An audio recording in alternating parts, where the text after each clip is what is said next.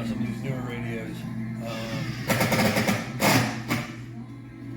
When it doesn't see a speaker, it goes, I'm not playing. So I have to put these guys, as you come right here.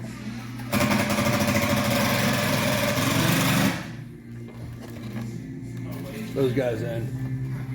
So, and I just gotta make sure I've taken the wires out, little jumpers I have, and I gotta wire my own because I just don't like that look. That's just the way I do things.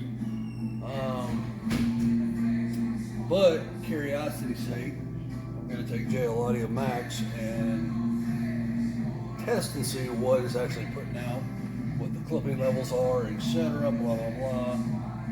Which will actually be good for me because I gotta take a test, and it'll actually help me out with that.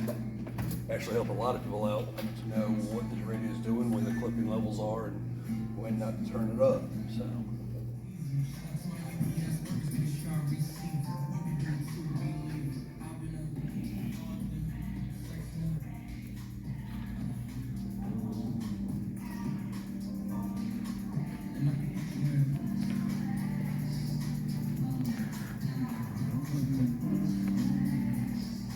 Scared it's going to